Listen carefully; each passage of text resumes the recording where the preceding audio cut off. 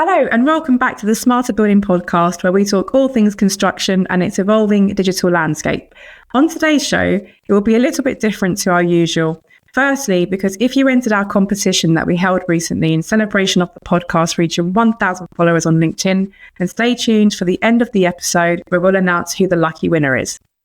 This episode is also a bit different as we are exploring the world of cybersecurity and the threats that AI can add to this, specifically for the AECO industry.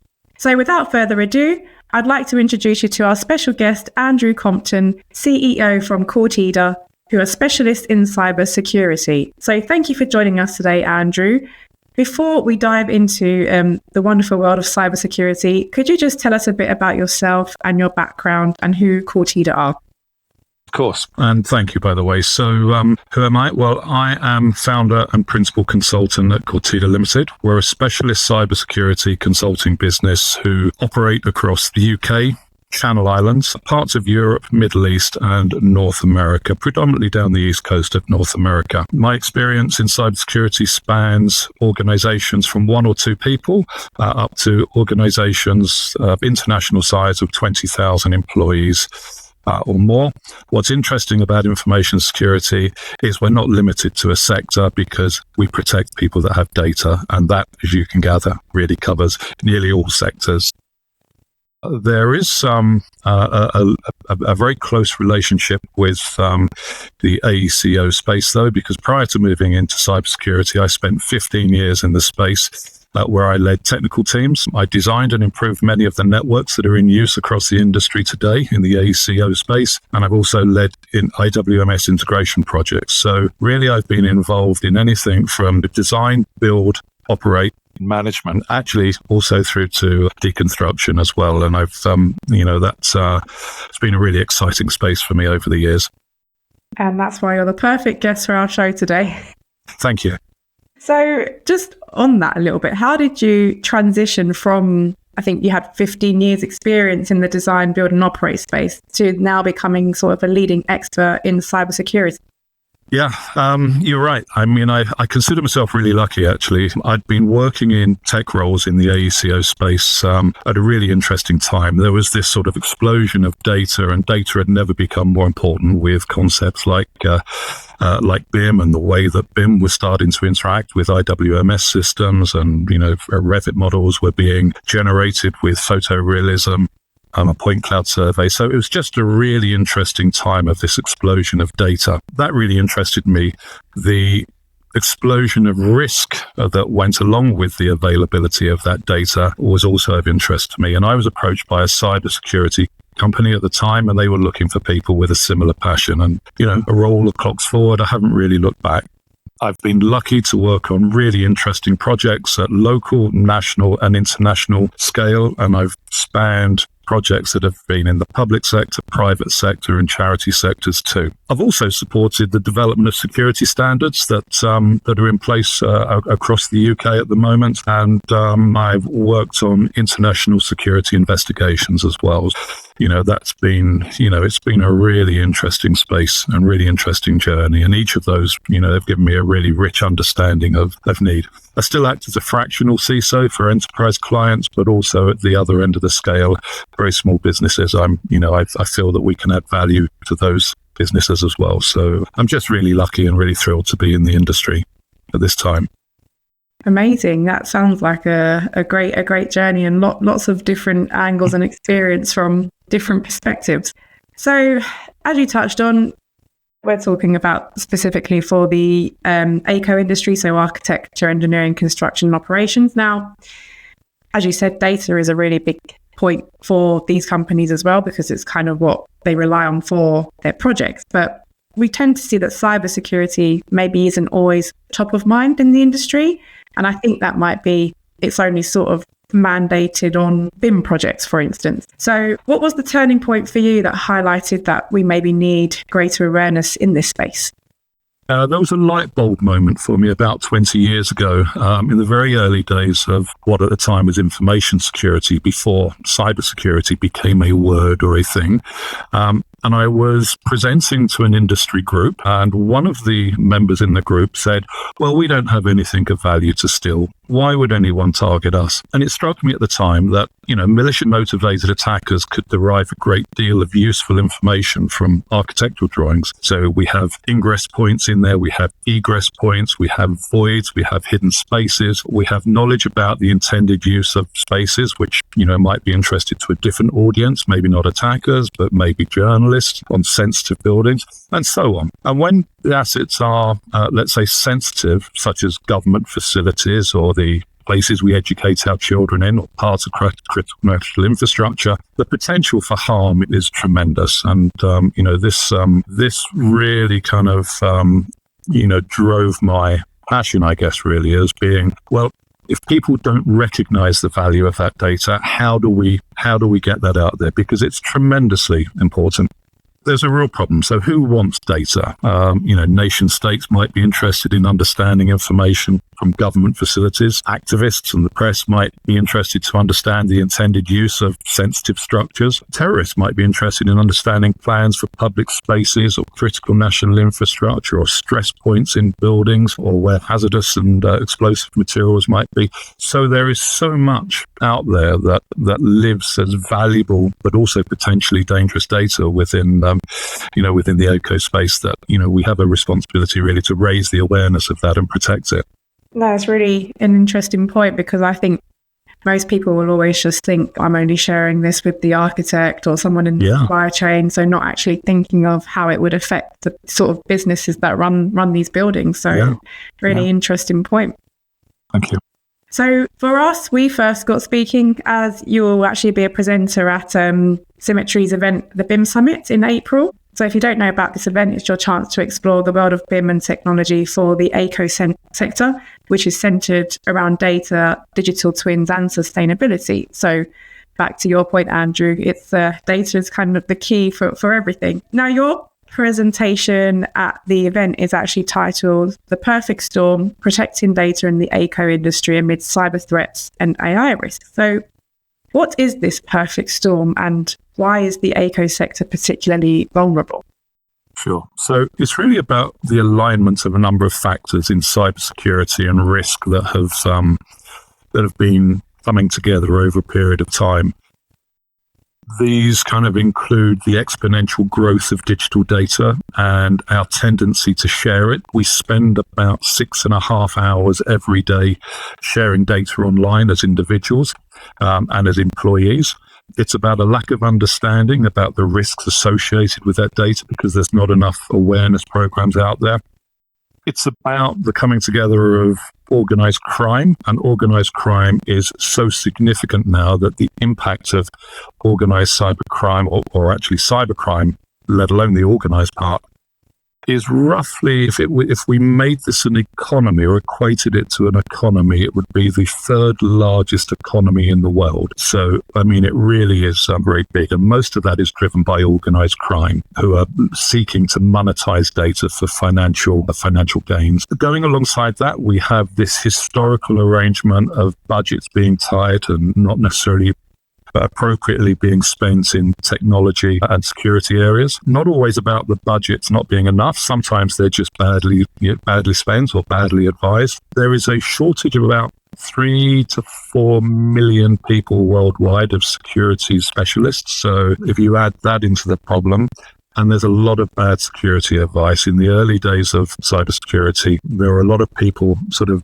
sending the right messages. As we've evolved, and other organizations have said, well, let's bolt on some cybersecurity onto this thing that's kind of loosely related. And we found that there's a lot of bad advice floating around the industry rather than seasoned professionals. So if you take that, the extra sharing, the lack of understanding, the organized crime seeking to monetize data, not enough money, not enough investment, and bad advice, this creates this perfect storm. At the same time, this explosion, that we have been better able to create and share data at a faster rate than we've been able to protect it. That's why this perfect storm is out there at the moment. And then just touching on the addition of AI into that mix, are there any sort of examples of how AI can make that even worse?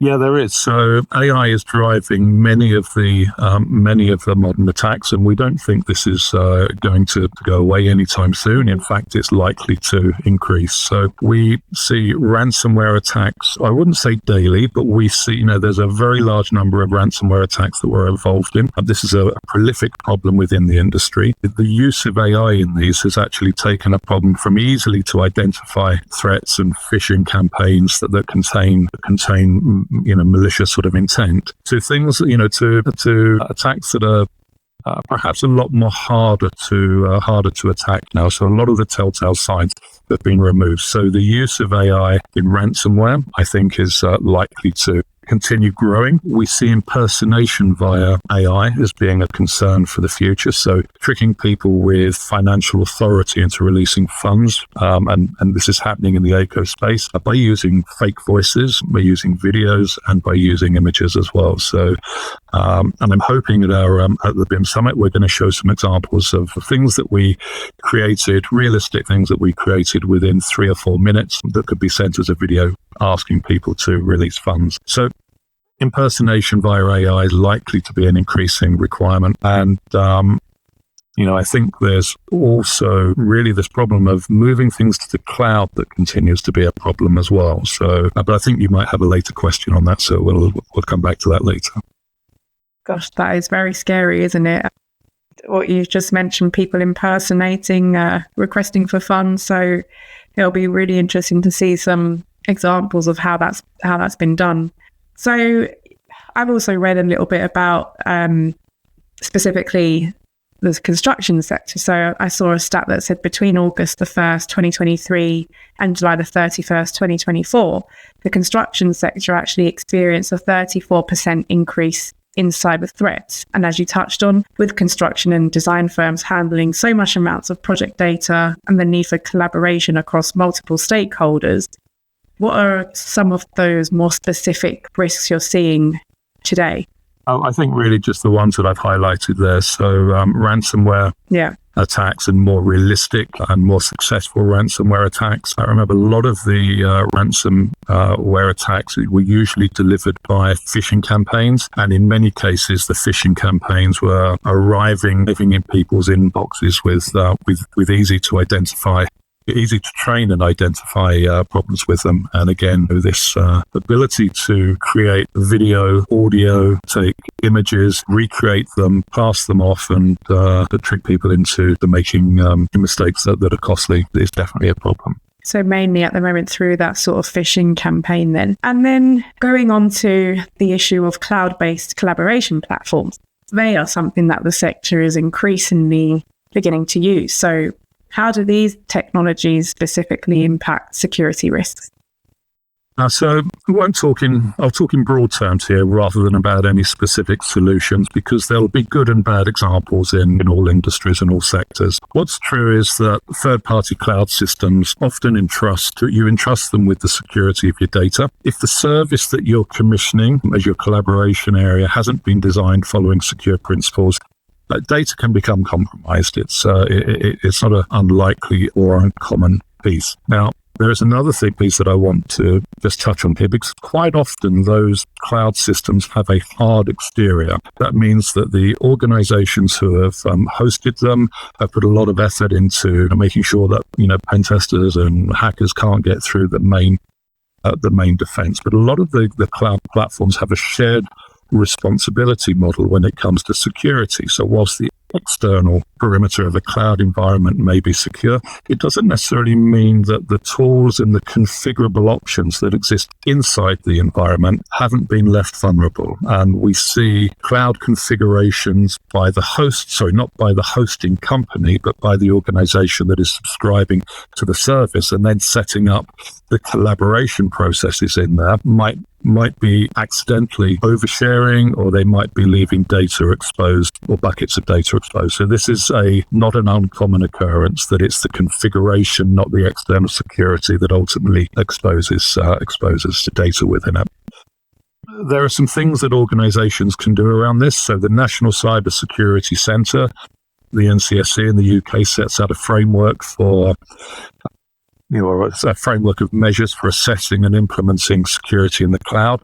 And that talks about things like data in transit to make sure that encryption is used and it can't be subverted while it's going between collaboration parties.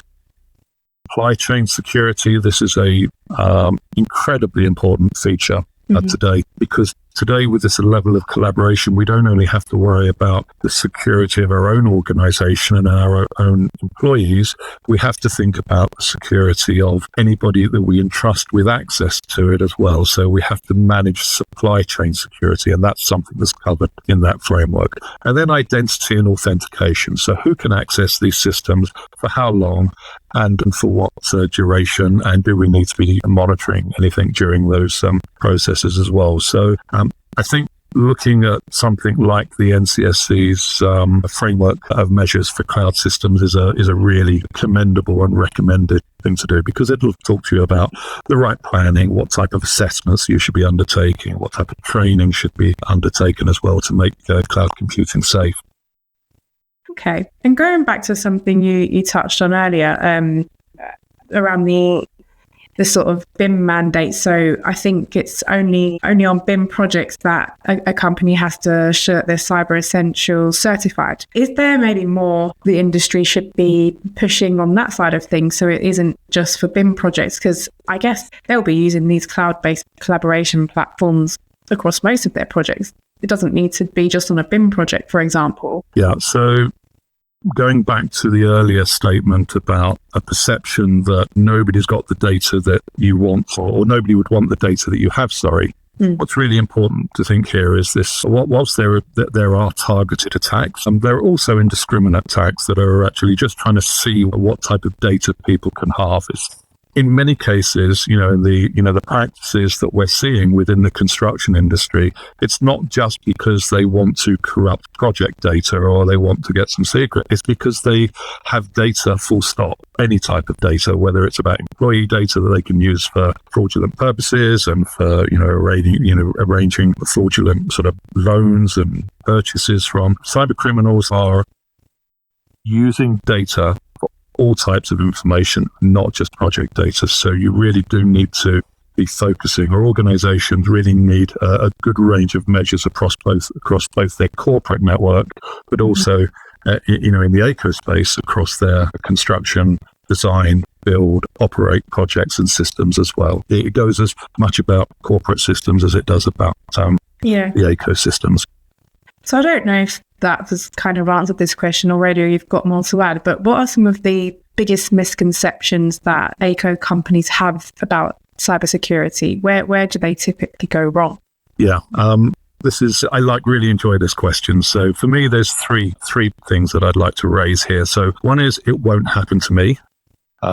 We'll come on to that. The other is that IT will save us, and we'll talk about that. And then the other is that the industry focuses and talks a lot about confidentiality, about keeping information safe. And confidentiality is just one of the factors that's important. So there are another couple that we should be thinking about. So let's just go back to the top on that. It won't happen to me. So 50% of businesses last year reported having experienced some form of cybersecurity breach in the previous 12 months. And if you take medium-sized businesses and larger businesses, in medium-sized business, that percentage increases to 70%.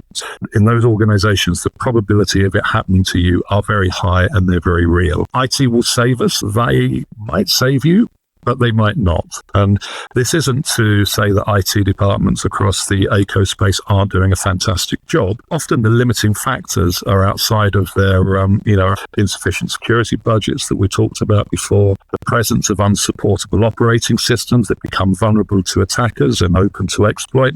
Again, sometimes this is about budgets that might be set or might not be set that allows to retire unsupportable equipment, inadequate strategy and governance, a lack of board buy-in and communication, so perhaps setting the wrong tone across an organization, insufficient training.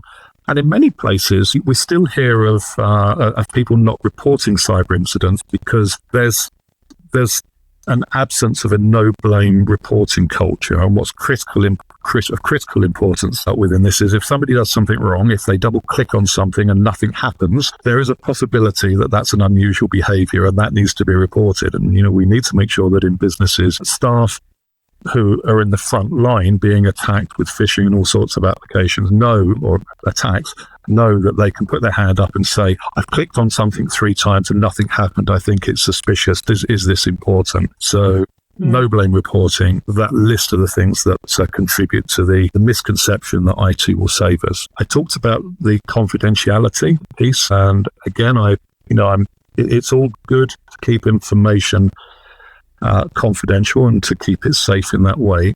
But there are 2 other things that really are quite often overlooked and not given enough prominence, and that's about the integrity of information and the availability of it. Now, when I say integrity, what do I mean? I mean the correctness of it.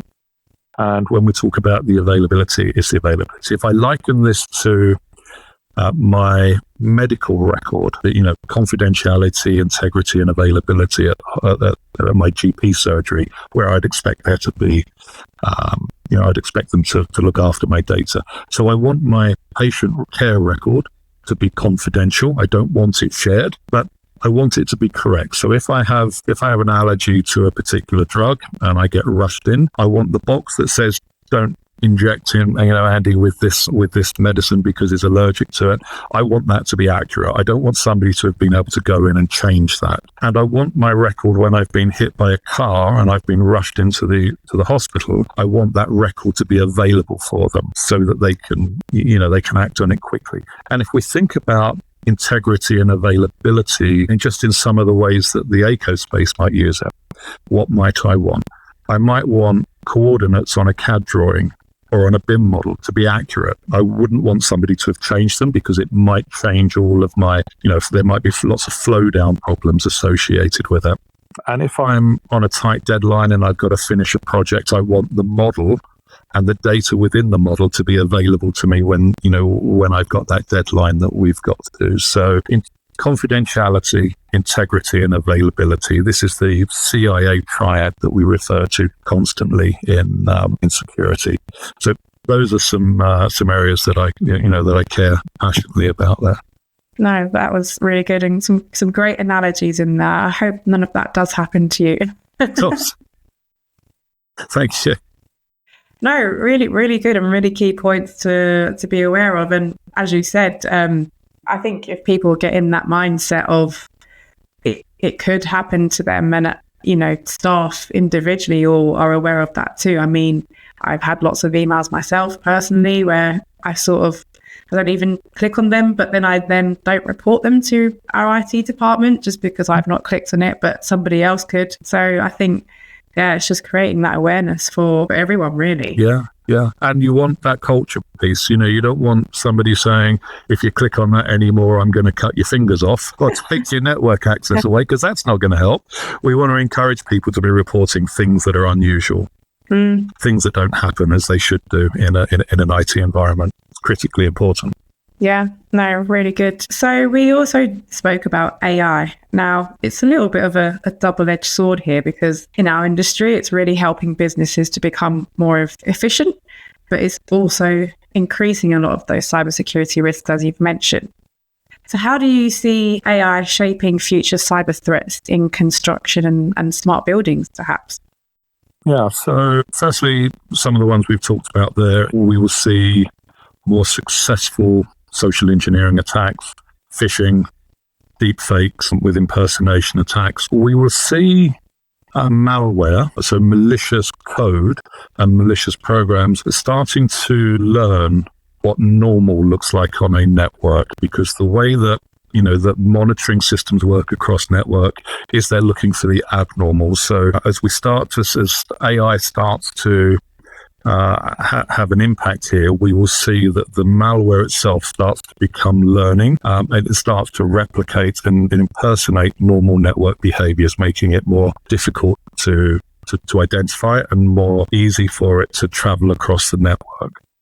The next level on from that is I think that we will see more self-driving and more self-learning attacks as well. So what does that mean? It means that a malware is looking for a vulnerability that it knows about, but it gets there, across the network, and the vulnerability is not there. So what do we do? Do we stop, or do we go back and do we start looking and reaching out and working across networks? So I think that we will see these autonomous, self-driving, to use an analogy there, types of malware that are driven by improvements in, an AI, so making them more intelligent, so learning attacks. So that's one thing. I think we're also going to see usability attacks, and I talked about availability being that part of that CIA triad a little while ago, but that availability or usability, so tampering and disruption. And a lot of this is going to be targeted on operational technology systems. So perhaps the software or the hardware that manage physical processes within buildings. So whether that's energy or building sensors or building monitors, or perhaps in the future, some of the on-site construction capabilities like 3D printing and wall printing. I think we will see the operational systems come under more attack. There is some evidence for this because in 2024, 31% of OT professionals reported 6 or more intrusions. Some of this started off, looking at operational technology because there was an increase in nation-state attacks. But again, if you can hold together if you can hold back a car production line by stopping the robots building systems, then we'll have a bigger problem. And if we think about that in terms of running robotic bricklayers and 3D printing in the future, stuff that happens on site in construction sites or in manufacturing areas where there's prefabrication. Yeah.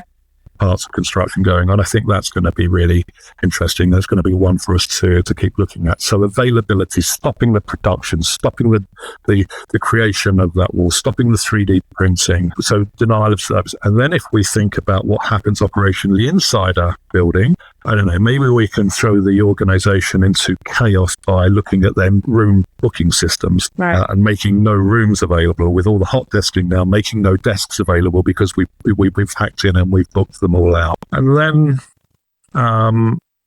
another option that comes to mind might be the poisoning of digital twins, for example. So if a digital twin is there to analyze a building or perhaps to estimate and predict what might be happening and actually take action within a live building rather than its digital twin, then we could start seeing some unusual behaviors there. So if we could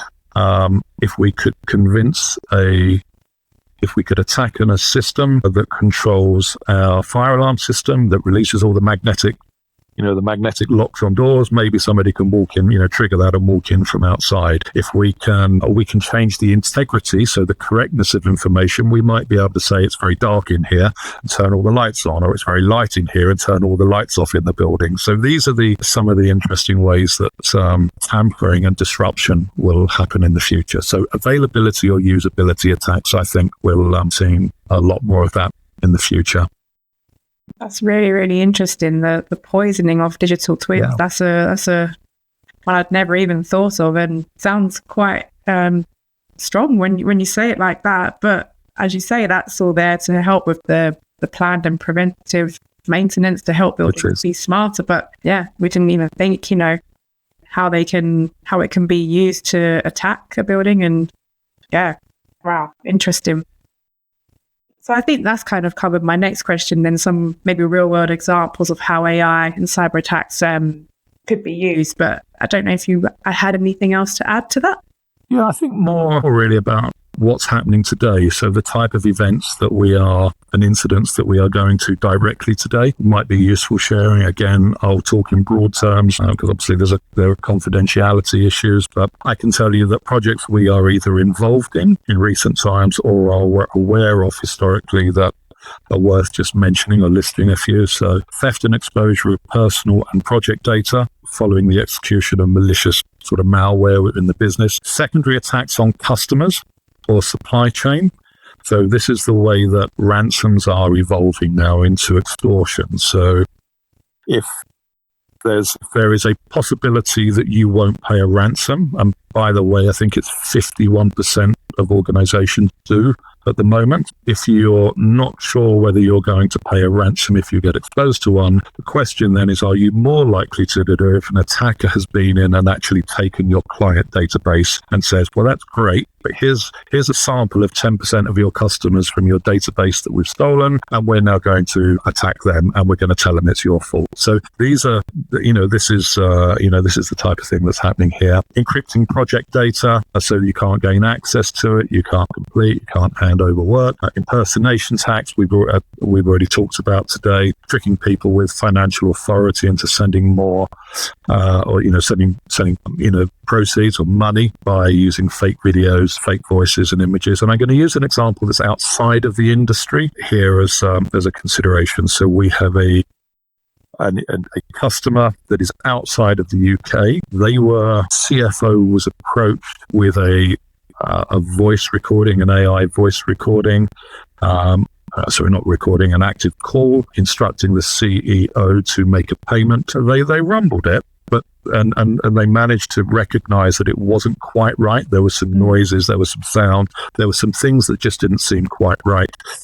That meant they didn't get away with it. They were trying to extract money, but the method was really clever. And this is an emerging problem, is they went onto the website, they took a recording of the CEO off of the internet.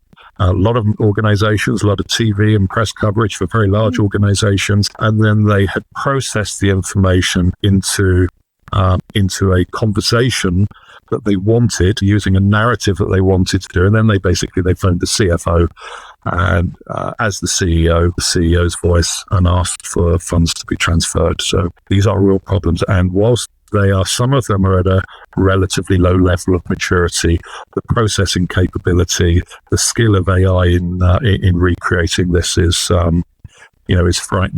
growing at a frighteningly fast pace. And then accidental exposure of data stored in cloud systems through misconfigurations.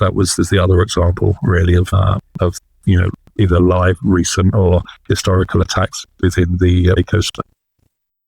So how do people in the industry, and maybe not even the industry, how do they protect themselves? And are there any sort of emerging regulations that people should be preparing for to help prevent these sorts of things occurring?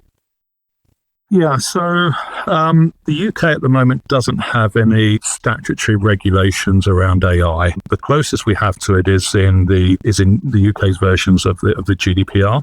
Mm-hmm.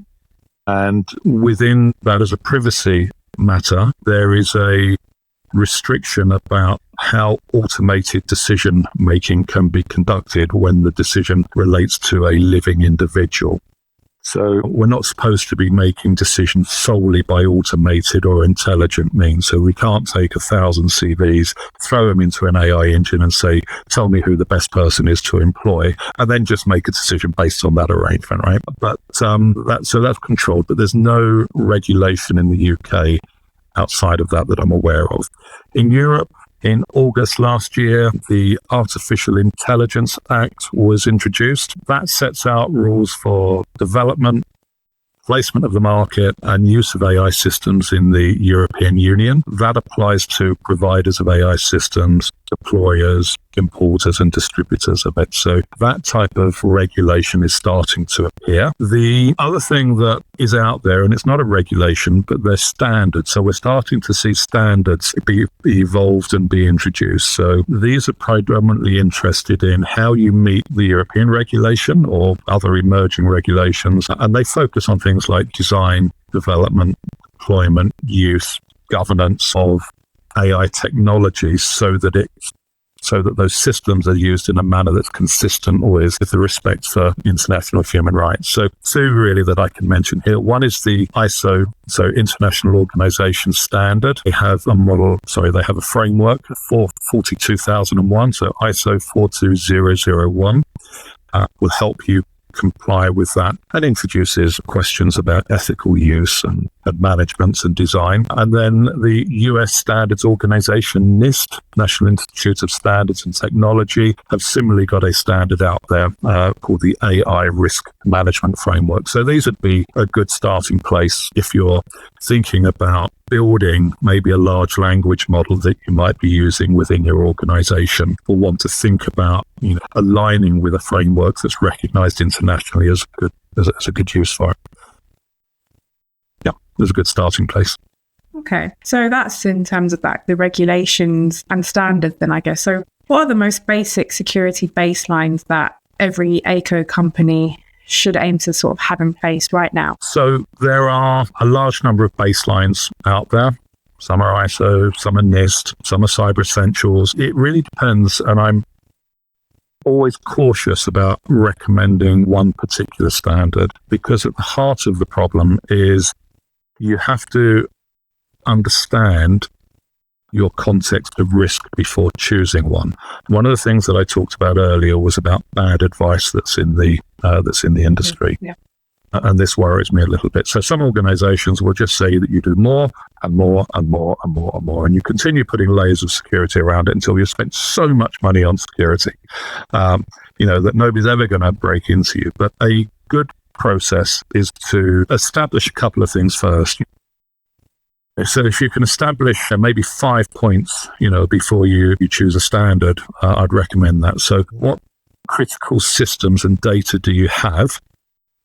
And how critical are they to you as an organization? If they're not important, do we need to protect them? Well, we only need to protect them then if they provide access to other systems that are. So we need to establish who would want to attack them and why they would want to attack them, so the risk. And then when you know that information, only then can you really start establishing what an appropriate security posture or position should look like. And from there, you can then create, you can then look at the standards that are out there. If I had to pull one out of a hat, I like, for some size businesses, depending on the risk and depending on the context, the NCSC's 10 steps to cybersecurity. They provide 10 categories or areas that are very important to cover. So I talked about one of them, understanding what assets you have and where are the risks. Implementing security awareness training with the right culture within the organization as well. Have an effective process to maintain and update systems, so patching and end-of-life systems. These are these are published problems. If you have attackers know what systems are vulnerable because they're published, and they just go looking for systems that have them. If you have most systems can be patched because they're known vulnerabilities. So if you've got an effective process for protecting them through patches and implementing them when they're end of life and can't be supported anymore, that helps. Managing access, we've talked about who should have access to what systems and when and under what circumstances. Protecting that data in transit and at rest and at end of life. That means if we put data in the cloud when we are in a production environment, and then we close that environment down and we move to another cloud environment, we need to make sure we deal with the data that's in there as well. So we bring that back in nice and safely as well. Implement backups, having the right backups and having offline copies of backups, so that if an attacker has got into your network, we can make sure that you've got a version of your backup that you can actually use. An incident response plan, probably one of the most important documents that you might have in your business, is the incident response plan, because time is the important factor when you're under attack and you have an incident. So being able to respond quickly and in a rehearsed and practiced way is very important. And managing your supply chain. So these are the 10 characteristics of the NCSC's 10 steps to cybersecurity. And then when we look at Cyber Essentials and Cyber Essentials Plus, these are standards that we certify organizations against. They focus on right firewalls, the right configurations, the right access, right malware protection, and the right security update management. So we can see there's some overlap between those standards. Excellent. Really good points there. I think it might be worth maybe we get a hold of that and send that out off the back of this podcast, because I'm sure it's opened up a lot of doors for people.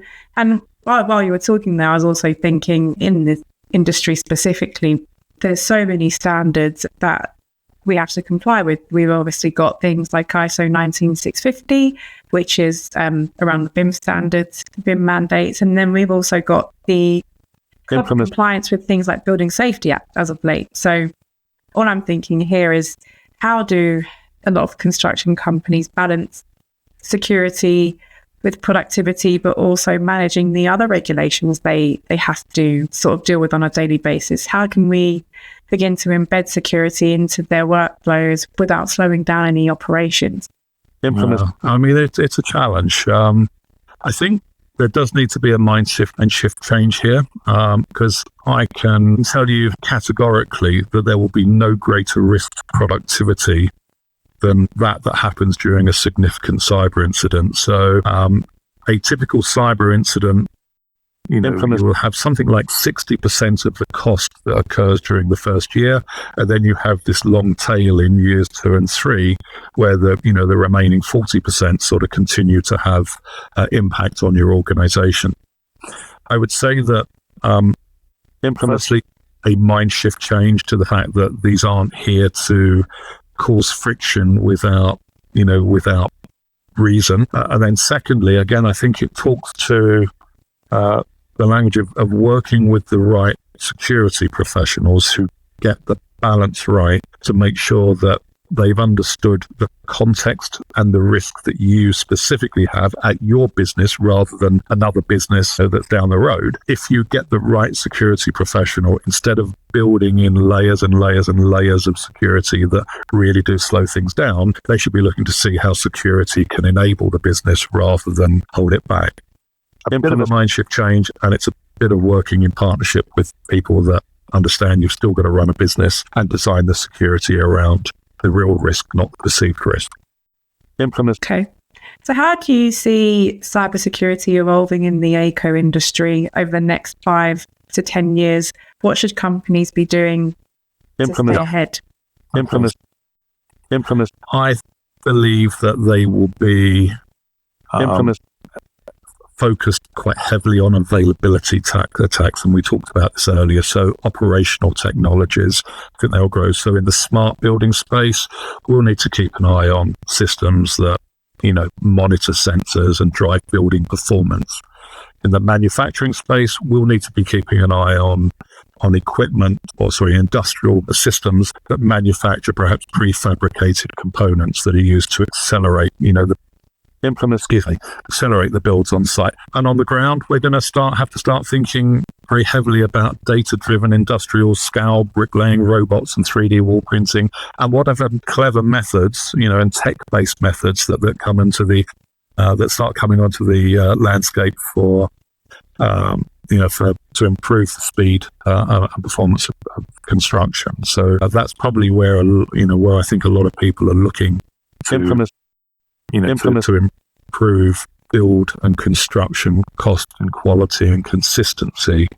So anything that threatens the availability of those systems or can corrupt the job that they do or distort the way that it does it, I think are a bit of a, I think can be a bit of a challenge. So I would be looking at those new technologies that are coming in, that are emerging now, perhaps coming in the future. The other thing that I'd recommend doing is, we talked a little bit about standards and frameworks earlier. Mm-hmm. So some of those frameworks standards have got implement basis of governance within them. And in a standard or framework that talks about governing security, they will have processes like identifying potential risks in advance, assessing change as change occurs within your own organization before it's too late, and introducing the right controls. So if we get the right level of governance about security into an organization at the front end, these processes should be there to support an organization as technology increases, as new technology comes into the market, as new attacks come into the market. So using the basis of governance within some of the security frameworks like ISO 27001 would be really useful.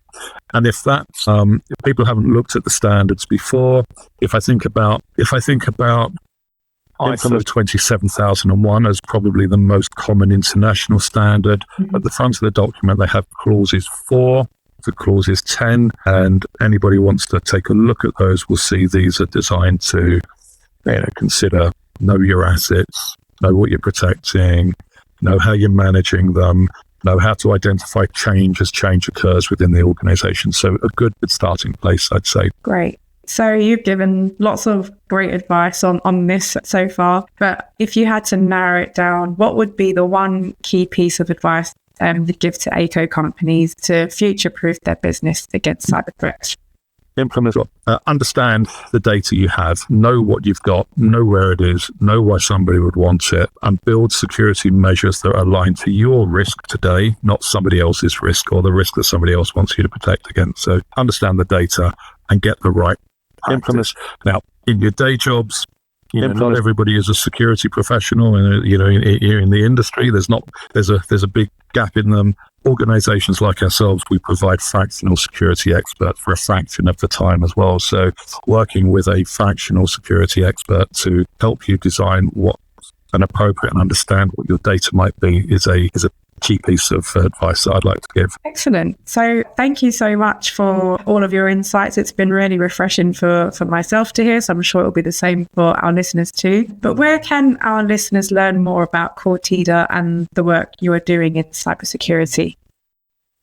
Thanks. So Cortida.com is our website. You can certainly find out about our services there. You can email us at info@cortida.com. So Cortida is CORTIDA. Our website has our switchboard number. Of course, you can reach out to me directly, Andy Compton, on LinkedIn, and I'd be very happy to have a conversation with anybody. Excellent. And of course, they can also hear from you at the BIM Summit by Symmetry, which is on the 9th of April. So if you could just give us a quick update about what that presentation will be about. So what can attendees expect from your session, and what do you hope that they take away from it?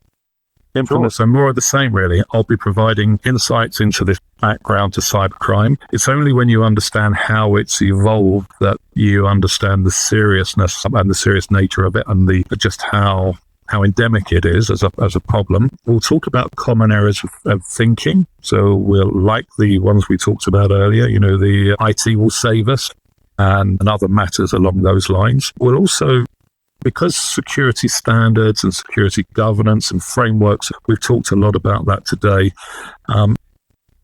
We'll talk a little bit about what projects might look like if you were to introduce a security standard. They're a little bit like, because they're a little bit like an elephant, eating an elephant. You can't do it in one sitting. You have to start and do it small piece at a time. But we'll give you a bit of an insight into what a journey might look like, so they don't seem quite as terrifying to organizations as perhaps sometimes they might. The takeaway that I hope people would get from that, and perhaps from today as well, is act now. Don't wait. It is a risk. It is a real risk. This isn't scaremongering. The statistics are out there, and get it on the top or near the top of your risk register as an organization, because it's not until we start considering this at the very tops of organizations can we start to improve it, throughout the organization. So that's it. It should be, I hope it'll be interesting for everybody. Excellent. No, I've seen a sneak peek, and it's definitely one that you won't want to miss. So for sure, make sure you get your tickets and get there.